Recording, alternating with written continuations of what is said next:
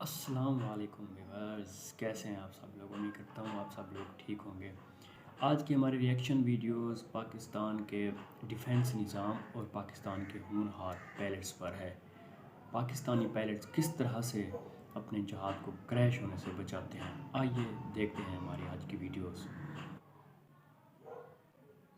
دوستو 24 جنوری 1991 پاکستان کا dual seater F-16 Pakistani فضاؤں میں ٹریننگ مشن کر رہا تھا۔ کچھ ہی دیر بعد اس فائٹر جیٹ کا انجن اچانک سیز ہو جاتا ہے۔ دی گئی انسٹرکشنز اور SOPs کے مطابق ان دونوں پائلٹس کو ایجیکٹ کر کے اپنی جان بچانی چاہیے تھی، لیکن اس صورت میں ظاہر ہے یہ جہاز بھی تباہ ہو جاتا۔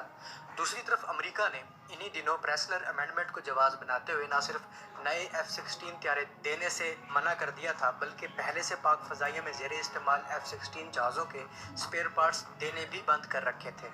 اس F-16 نے سرگودا سے ٹیک آف کیا تھا اور رفیقی بیس یعنی شورکوٹ کے قریب فلائی کر رہا تھا۔ جب اس طیارے کا انجن سیز ہوا تو ساتھ ہی اس کا ہائیڈرولک اور بریک سسٹم بھی ختم ہو گیا۔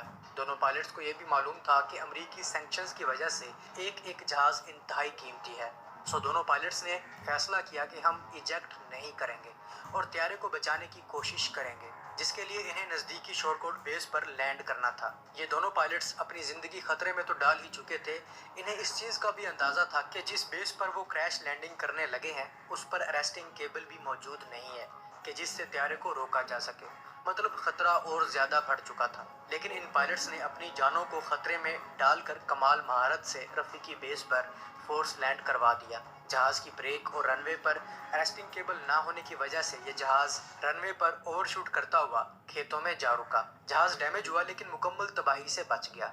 قانون کے مطابق ان پائلٹس کو ایجیکٹ کرنا چاہیے تھا، لیکن F-16 کو بغیر انجن پاور کے لینڈ کرنا بہت بڑا رسک تھا، جو کہ دونوں پائلٹس کے لیے جان لیوا ہو سکتا تھا، لیکن ان پائلٹس نے ناممکن کو ممکن کر دکھایا۔ گائز، ان دونوں پائلٹس میں سے ایک خالد محمود تھے۔ خالد محمود پاک فضائیہ کے ایئر کموڈور بھی رہ چکے ہیں اور یہ وہ واحد پاکستانی پائلٹ ہیں جنہوں نے سب سے زیادہ سوویت طیارے مار گرائے۔ ایئر کموڈور خالد محمود ان کا نے نام پاک اعزاز بھی فضائیہ ہے۔ صرف 12 سال کی عمر میں as a pre cadet join کی۔ PAF رسال پور میں ٹریننگ کے دوران بہترین کارکردگی دکھانے پر انہیں سورڈ آف آنر بھی دی گئی۔ ایئر کموڈور خالد محمود 1981 میں PAF اکیڈمی رسال پور سے گریجویٹ ہوئے۔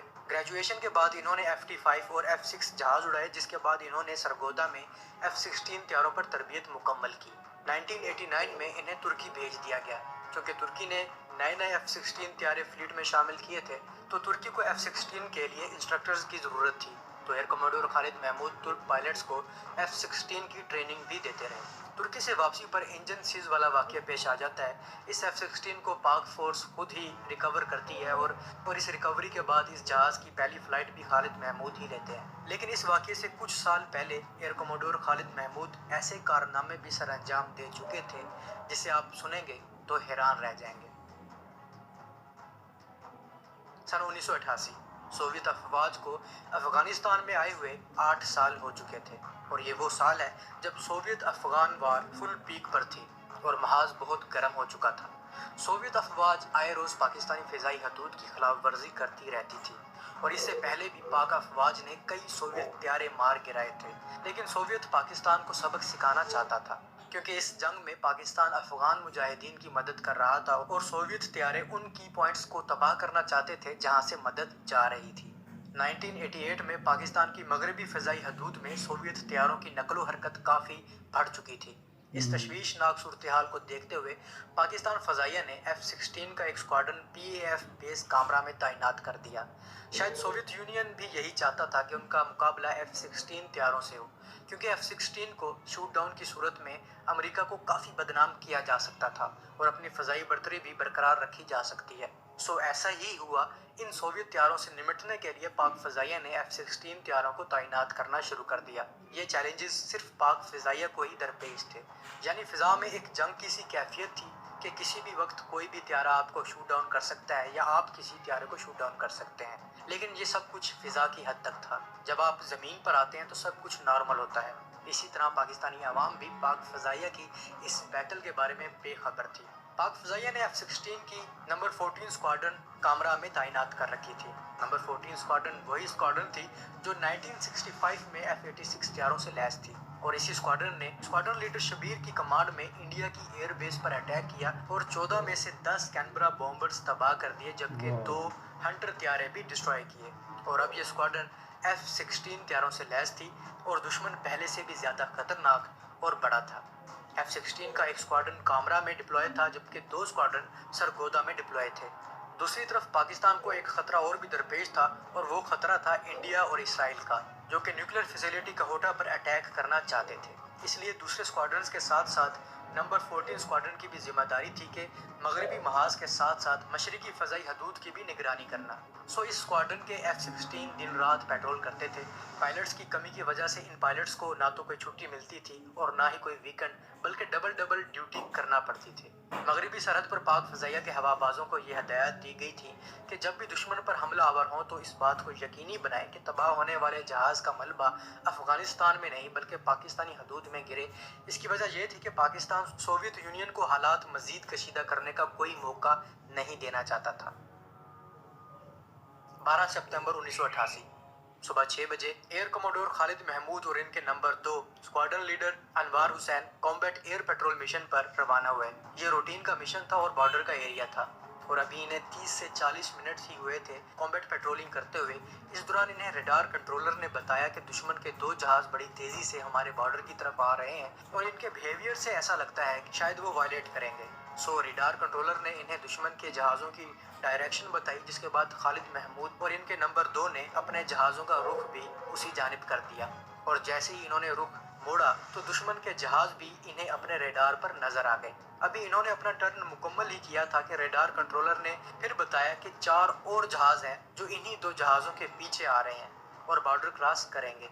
F-16 त्यारों ने 18 मील के फासले से पहचान लिया था कि ये कौन से जहाज हैं और अब बॉर्डर क्रॉस करने वाले हैं। ये सोवियत MiG-23 जहाज थे और ये त्यारे बियॉन्ड विजुअल रेंज मिसाइल यानी लॉन्ग रेंज मिसाइल भी फायर कर सकते थे। F-16 के पायलट खालिद महमूद को अंदाजा हो चुका था कि MiG-23 से कैसे निपटना है। खालिद महमूद ने अपने साथी से कहा कि हम आफ्टर बर्नर का यूज करते हुए हाई स्पीड पर दुश्मन तक जाएंगे। जब फासला 6 मील कम हुआ तो खालिद महमूद ने नंबर 2 से कहा कि अब हम ऊपर परवाज करेंगे, क्योंकि इनके त्यारे 10,000 फीट की बुलंदी पर परवाज कर रहे थे, जबकि दुश्मन के त्यारे 34 से 36,000 फीट की बुलंदी पर थे। और जब Khalid Mahmood actual combat zone में पहुंचे तो दुश्मन पहले ही अपनी स्ट्रेटेजी बना चुका था। सोवियत त्यारों की स्ट्रेटेजी ये थी कि पहले टारगेट बना जाए और जब F-16 इनके पीछे हो तो पीछे से दूसरे MiG-23 त्यारों से F-16 को सैंडविच बनाकर गिराया जाए। तो किसी हद तक ऐसा ही हुआ। खालिद महमूद जब 4 MiG-23 के पीछे लगे हुए थे और लास्ट MiG-23 को लॉक करने की कोशिश कर रहे थे, जो कि काफ़ी मेहनत के बाद रेडार पर लॉक नहीं हो रहा था। इसकी वजह ये थी कि इन्हें IR लॉक नहीं मिल रहा था या इंफ्रारेड सिग्नेचर F-16 पकड़ नहीं पा रहा था, क्योंकि MiG-23 त्यारों ने अपने थ्रोटल पीछे किए हुए थे, क्योंकि उन्हें मालूम था कि F-16 त्यारे आ रहे हैं, हमने इन्हें काबू करना है और खुद भी बचना है।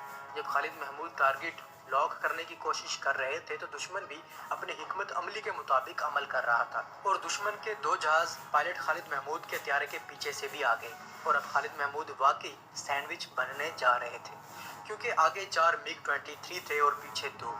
खालिद महमूद की कोशिश थी कि अपना जहाज भी बचाया जाए और दुश्मन के जहाज को भी शूट डाउन किया जाए और मोस्ट इम्पोर्टेंट चीज़ के सैंडविच होने से बचा जाए। चूँकि अभी तक खालिद महमूद रेडार लॉक नहीं कर पा रहे थे तो खालिद महमूद ने इन त्यारों के मजीद करीब होने की कोशिश की। खालिद महमूद अभी भी ऊंचाई में MiG-23 से नीचे थे और आहिस्ता आहिस्ता नीचे से और फासले में इनके क्लोज होते जा रहे थे। 7 मील के फासले पर खालिद महमूद के F-16 के कंप्यूटर्स ने इन्हें इन्फॉर्म किया कि दुश्मन आपके मिसाइलों के रेंज में है, लेकिन यहाँ फिर वही चीज़ कि इनका टारगेट IR टोन ना मिलने की वजह से लॉक नहीं हो पा रहा था, क्योंकि दुश्मन ने थ्रोटल पीछे किए हुए थे और इंजन हीट सोर्स कम से कम निकल रही थी। खालिद महमूद IR लॉक के लिए मजीद करीब जाते गए और 2 मील के फासले पर जाकर इनके रेडार ने टारगेट लॉक कर लिया और जैसे ही पायलट खालिद महमूद को लॉक मिला इन्होंने बटन दबा दिया। ये मिसाइल 1.7 माइल के फासले पर लॉन्च हुआ था। उस टाइम F-16 1000 नॉटिकल माइल की स्पीड से प्रवास कर रहा था। क्योंकि F-16 नीचे से ऊपर आ रहा था तो दुश्मन इन्हें नहीं देख सकता था, क्योंकि MiG-23 के इनटेक हाई होते हैं اس لیے نیچے سے آنے والے جہاز کو یہ نہیں دیکھ سکتے۔ تو سب سے آخری جہاز پر خالد محمود نے میزائل فائر کیا جو کہ پرفیکٹ جا کر لگا۔ اسی دوران پیچھے سے آنے والے 2 MiG 23 قریب آتے گئے، خالد محمود نے اپنے جہاز کو ٹرن کیا اور ان تمام جہازوں کے پیچھے آ گئے۔ تو آخری والے MiG 23 نے جیسے ہی دیکھا کہ F-16 پیچھے آ چکا ہے تو اس کے پائلٹ نے گھبراہٹ میں F-16 کے میزائل فائر کرنے سے پہلے ہی فلیئرز چھوڑنا شروع کر دیے۔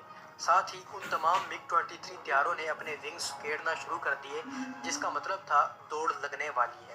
اب خالد محمود کے آگے 5 MiG 23 طیارے تھے جنہوں نے اپنی سپیڈ بڑھانا شروع کر دی تھی۔ ساتھ ہی ساتھ خالد محمود نے بھی اپنی سپیڈ بڑھانا شروع کر دی۔ اب صورتحال یہ تھی کہ خالد محمود کے پاس 3 میزائل بچے تھے جبکہ ٹارگٹ 5 تھے اور سب کے سب ابھی رینج میں ہی تھے۔ خالد محمود نے پلان کیا کہ سب سے اگلے 3 طیاروں کو میں میزائل سے ہٹ کروں گا اور پچھلے 2 طیاروں کو گن سے۔ پہلے خالد محمود نے نمبر 3 پر موجود طیارے پر میزائل سے ہٹ کیا جو کہ کامیابی سے جا لگا۔ ابھی خالد محمود اگلے طیارے کو چیز کر رہے تھے کہ ریڈار کنٹرولر نے بتایا کہ آپ سینڈوچ ہو چکے ہیں، فوراً ٹرن لیں۔ خالد محمود کو سچویشن اویئرنیس تھی، حالانکہ تمام جہاز آگے تھے۔ خالد محمود سینڈوچ نہیں تھے، لیکن ریڈار کنٹرولر کے بتانے کے بعد خالد محمود سمجھے کہ شاید مزید سوویت طیارے آ چکے ہیں، لیکن جب انہوں نے ٹرن لیا تو پیچھے کوئی جہاز نہیں تھا۔ تو خالد محمود نے دوبارہ اپنے جہاز کو دشمن کی طرف موڑا۔ اس وقت MiG 23 جہاز اپنی رفتار تیز کر چکے تھے اور تیزی سے افغانستان کی سرحد میں داخل ہو رہے تھے۔ خالد محمود کے مطابق میں باقی طیاروں کو بھی شوٹ ڈاؤن کر سکتا تھا، لیکن وہ اس وقت افغانستان کی سرحد میں داخل ہو رہے تھے تو ان کا ملبہ افغانستان میں جا کر گرتا، جس کے لیے ہمیں سختی سے منع کیا گیا تھا۔ خالد محمود وہاں سے واپس مڑے اور بیس کی طرف روانہ ہوئے، اور جب انہوں نے لینڈ کیا تو ان کا پرجوش استقبال کیا گیا اور پاکستان زندہ باد کے نعرے لگائے گئے۔ دوستو، اس کامیابی کے 7 ہفتے بعد قدرت نے ایئر کموڈور خالد کو ایک اور شاندار کامیابی سے نوازا۔ اس مرتبہ air commodore as number 2 fly کر رہے تھے اور یہ کوہاٹ کے ایریا میں فلائی کر رہے تھے۔ صبح 10 بجے کا ٹائم تھا کہ ریڈار کنٹرولر نے اطلاع دی کہ دشمن کے 6 جہاز بارڈر پر آ رہے ہیں۔ ان میں سے 3 جہاز تو بارڈر سے آگے نہیں آئے، لیکن باقی 3 جہاز کوہاٹ کی طرف بڑھنا شروع ہو گئے۔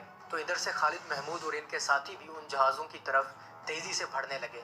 جب یہ 8 ناٹیکل مائل کے فاصلے پر پہنچے تو ان 3 جہازوں میں سے 2 واپس مڑ گئے اور ایک سیدھا ان F-16 کی طرف آتا رہا۔ تو خالد محمود کے سینئر نے اس آگے آنے والے جہاز کو سلیکٹ کر لیا کہ اسے وہ شوٹ ڈاؤن کریں گے، جبکہ خالد محمود نے ان واپس مڑنے والے 2 جہازوں کو سلیکٹ کیا کہ انہیں وہ شوٹ ڈاؤن کریں گے۔ اتنی دیر میں ان کے لیڈر کی جانب سے سلیکٹ کیے جانے والا جہاز بھی واپس مڑنے لگا۔ اب واپس جاتے جہاز کو جلد سے جلد شوٹ ڈاؤن کرنا ضروری تھا۔ ایئر کموڈور خالد محمود کے لیڈر اس جہاز کو چیز کرتے ہوئے اس کے قریب سے قریب تر ہوتے گئے، لیکن لاک کیے ہوئے اس جہاز کو ابھی تک شوٹ نہیں کر پائے تھے۔ اس وقت خالد محمود بھی اپنے لیڈر کے ساتھ تھے۔ خالد محمود کو یہ خدشہ پیدا ہوا کہ کہیں ہم منیمم میزائل رینج میں نہ آ جائیں کہ جس کی وجہ سے میزائل فائر ہی نہ ہو، اور ابھی تک ان کے لیڈر نے اس لاک کیے ہوئے جہاز کو شوٹ بھی نہیں کیا تھا۔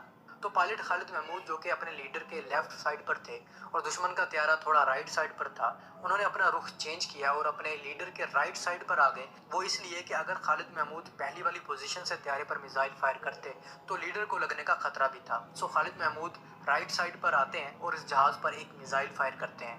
میزائل اس طیارے کو ہٹ تو کرتا ہے لیکن زیادہ ڈیمیج نہیں کر پاتا۔ یہ طیارہ ابھی بھی محو پرواز ہوتا ہے۔ خالد محمود تھوڑا ویٹ کرنے کے بعد دوسرا میزائل فائر کرتے ہیں، لیکن اس میزائل کے ہٹ کرنے سے پہلے ہی اس جہاز کا پائلٹ ایجیکٹ کر جاتا ہے، لیکن یہ میزائل اس طیارے کو پھر بھی ہٹ کر جاتا ہے اور اس کے 2 ٹکڑے کر دیتا ہے۔ ایجیکٹ کیا ہوا پائلٹ خالد محمود کے طیارے کے بالکل سامنے نیچے آ رہا ہوتا ہے۔ قریب تھا کہ یہ F-16 سے ٹکرا جاتا، لیکن خالد محمود نے انہیں بچا لیا۔ یہ پائلٹ بعد میں گرفتار ہوا۔ یہ pilot Soviet trained Afghan pilot تھا جو کہ سوویت طیارے اڑا رہا تھا۔ گرفتار ہونے کے بعد یہ پائلٹ اپنے لیڈر کو گالیاں دیتا رہا کہ انہوں نے مجھے پھنسایا ہے، اور ساتھ میں یہ پائلٹ یہ بھی کہتا رہا کہ میری ماں نے مجھے منع کیا تھا کہ پاکستان میں بومبنگ نہیں کرنی، میں نے ماں کی بات نہیں مانی تو میں مارا گیا۔ پاکستان نے 2 مہینے بعد اس پائلٹ کو واپس کر دیا۔ ایئر کموڈور خالد محمود کو ان کی بہادری اور بہترین کارکردگی کے اعتراف کے طور پر پاکستان نے انہیں ستارہ بسالت سے نوازا۔ چونکہ یہ ڈاگ فائٹ دن کے وقت ہوئی تھی اور جس جگہ پر یہ فائٹ ہوئی تھی وہاں کے قبائلی پٹھانوں نے یہ منظر اپنی آنکھوں سے دیکھا، جس کے بعد قبائلیوں نے PAF کو لیٹر لکھا کہ ہم اس پائلٹ سے ملنا چاہتے ہیں۔ جس کے بعد پاک فضائیہ نے بیس کمانڈر کوہاٹ کو کیا کہا کہ آپ بات ہے خالد بھائی. محمود کی ملاقات ان قبائلیوں سے کروائیں، جس کے بعد کوہاٹ بیس کمانڈر نے ایک فنکشن ارینج کیا۔ جب پائلٹ خالد محمود وہاں پہنچے تو قبائلیوں نے ان کا پرجوش استقبال کیا۔ اس تقریب میں قبائلیوں نے ایئر کموڈور خالد محمود کو ایک پسٹل دیا جس پر خالد صاحب کا نام لکھا تھا، پٹھانوں کا روایتی خنجر دیا، سوویت یونین کے سولجرز سے چھینی گئی رائفل دی اور قرآن پاک کا نسخہ پاکستانی پرچم میں لپیٹ کر انہیں گفٹ سبحان کیا۔ اللہ. گز نومبر 1988 میں ایئر کموڈور خالد نے ایک اور تاریخی مشن کیا۔ اس رات خالد ایئر ڈیفنس الرٹ ڈیوٹی پر تھے کہ بنو کے ایریا میں دشمن کے جہاز کی موجودگی اور اس کی وائلیشن کی اطلاع دی گئی۔ ایئر کموڈور خالد نے ڈوئل سیٹر F-16 میں ایئر کموڈور ندیم انجم کے ساتھ ہاٹ سکریمبل کیا۔ یہ سوویت AN-32 جہاز تھا جو عام طور پر جاسوسی کے لیے استعمال ہوتا تھا۔ ایئر کموڈور خالد نے جہاز کو اپنے ریڈار پر لاک کیا اور ریڈار کنٹرولر نے اس جہاز کو شوٹ ڈاؤن کرنے کی کلیئرنس بھی دے دی۔ ایئر کموڈور خالد جب اپنا میزائل فائر کرنے ہی والے تھے تو AN-32 کے پائلٹ نے اپنے جہاز کی لائٹس آن کر دی۔ رات کو کامبیٹ میں لائٹس آن کرنے کا مطلب تھا سرنڈر کرنا۔ ایئر کموڈور خالد نے اس سرنڈر کے بعد میزائل فائر کرنے کا فیصلہ ترک کر دیا۔ اس جہاز نے سرنڈر کرنے کے بعد بنو کے رن وے پر لینڈ کرنے کی کوشش کی، مگر نہ تو بنو کا رن وے رات کو لینڈنگ کے لیے فٹ تھا اور نہ ہی اس کی لائٹس آن تھیں۔ بنو کا رن وے ڈھونڈنے کی کوشش میں بنو کے قریب بہنے والے خرم ریور کی ریت اور پانی کی چمک سے ممکنہ طور پر پائلٹ نے چاند کی روشنی میں ریور سائٹ کو رن وے سمجھتے ہوئے دریا کے کنارے لینڈ کرنے کی کوشش کی، مگر یہ جہاز کھجوروں کے درختوں سے ٹکراتے ہوئے کریش کر گیا۔ اس جہاز میں سوار تمام فوجی افسران ہلاک ہو گئے۔ ایئر کموڈور خالد محمود اس کے علاوہ پاک فضائیہ کے JF-17 پروجیکٹ پر بھی کام کرتے رہے اور تقریباً 16 سال تک یہ اس پروجیکٹ میں اپنی خدمات دیتے رہے۔ دوستو، پاک فضائیہ کا کوئی بھی افسر اتنی دیر کسی بھی پروجیکٹ میں نہیں رہا، تو اس لحاظ سے ایئر کموڈور خالد محمود کا یہ ایک منفرد ریکارڈ ہے، جنہوں نے JF-17 کو بنانے میں بھی اپنا اہم رول ادا کیا۔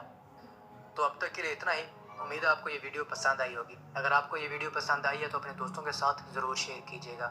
ملتا ہوں ایک نئی ویڈیو کے ساتھ، تب تک ہاں تو ویورز، اگر آپ کو ہماری یہ ویڈیو پسند آئی تو ہمارے چینل کو لائک اور سبسکرائب ضرور کیجیے گا۔ اللہ حافظ.